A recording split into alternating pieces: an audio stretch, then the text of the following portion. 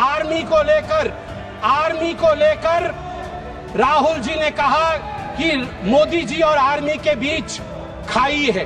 Sonia Gandhi विरुद्धरे privilege मोसरासु आ सोनिया गांधी क्षमा याचना करंतु आज 4.5 कोटी ओडिया द्रौपदी मुर्मू पछरे पूरा ठिया हिचंती महाप्रभु जगन्नाथ आशीर्वाद जी। जय जगन्नाथ।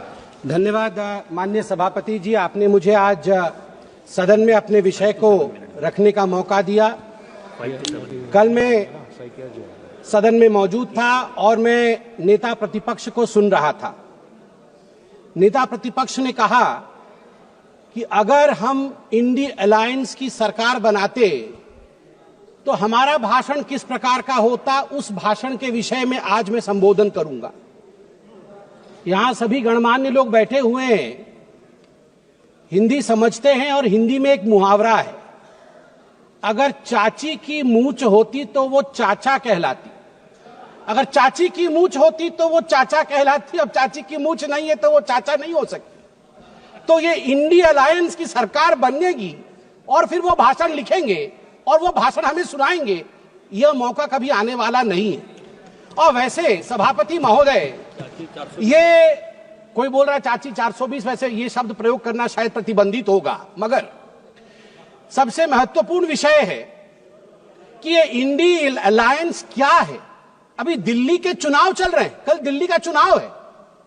अब इंडिया अलायंस को लेकर किस प्रकार की भ्रामक स्थिति बनी हुई है आप देखिए।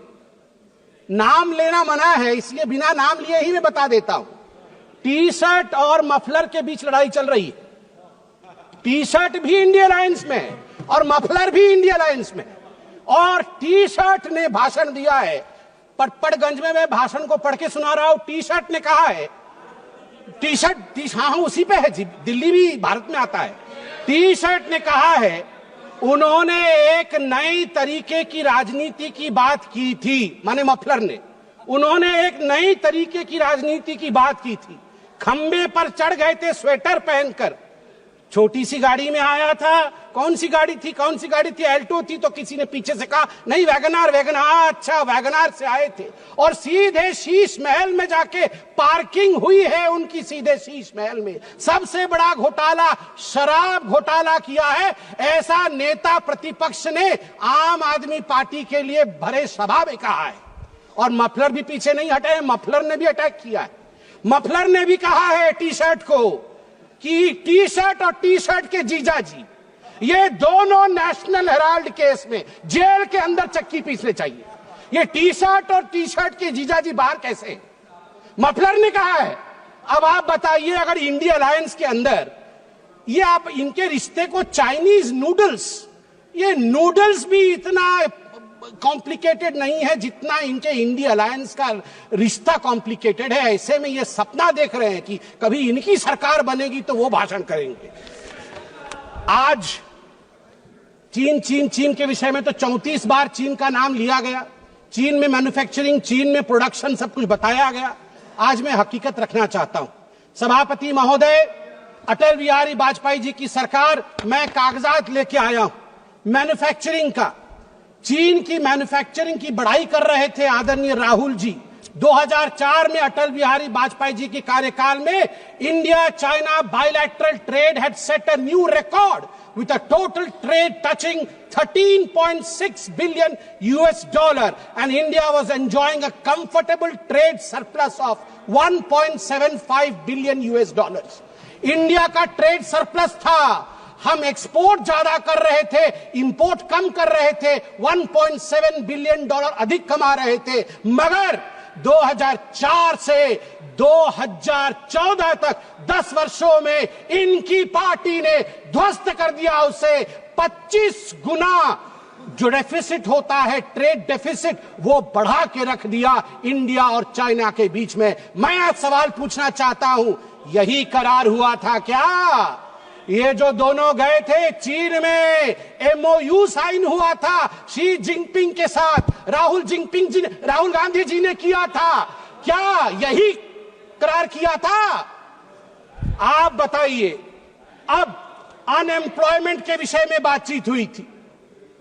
अनएम्प्लॉयमेंट का रिकॉर्ड यहां मैं स्ट्रेट रखना चाहता हूं। RBI, KLEMS, capital, labour, energy, material और सर्विसेज, इसके माध्यम से देश का एम्प्लॉयमेंट निर्धारित होता है। मैं आपको यहां आंकड़े दे दूं, जहां 2004 से 14 के बीच जब यूपीए की सरकार थी तो मात्र 2.9 करोड़ नौकरी दी गई थी। वही मोदी जी के 10 वर्ष के कालखंड में 2014 से 2024 के बीच 17 करोड़ की नौकरी दी गई है। 2.9 करोड़ वर्सेस 17 करोड़। यूपीए की कार्यकाल में एम्प्लॉयमेंट का ग्रोथ रेट मात्र 6% था और वही मोदी जी के कार्यकाल में 10 वर्षों से एम्प्लॉयमेंट का रेट 6% से बढ़ के 36%, 36% हुआ है। और कल राहुल गांधी बोल रहे थे कि यूपीए भी फेल हुई, एनडीए भी फेल हुई। अरे राहुल जी, यूपीए तो फेल हुई, आप फेल हुए मतलब यूपीए, वो आप जो है वो 8 तारीख को फेल होगी। आप तो फेल हुए ही हुए हैं, मगर हम डिस्टिंक्शन के साथ पास हुए हैं, डिस्टिंक्शन के साथ।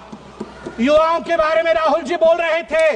इंडिया स्किल रिपोर्ट पढ़िए साहब, India skill report. Youth employment of graduates singularly and drastically increase from 33.95% in 2013 to 54.81% in 2024।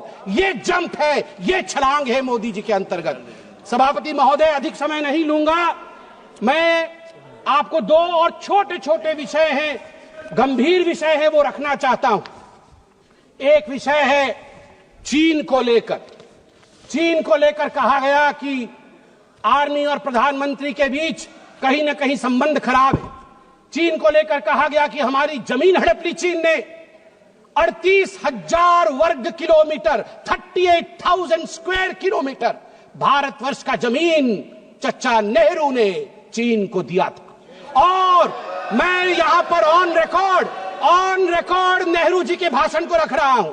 Nehru ji ने भाषण देते हुए अक्षय चिन्ह पर जब अटैक हुआ था उनके ऊपर इसी पार्लियामेंट में, तो नेहरू जी ने क्या कहा था, ध्यान से सुनिए। नेहरू जी ने क्या कहा था? Not a blade of grass grows there, not a blade of grass grows there, 17,000 feet high, uninhabitable, and we didn't even know where it is। तो हमने दे दिया।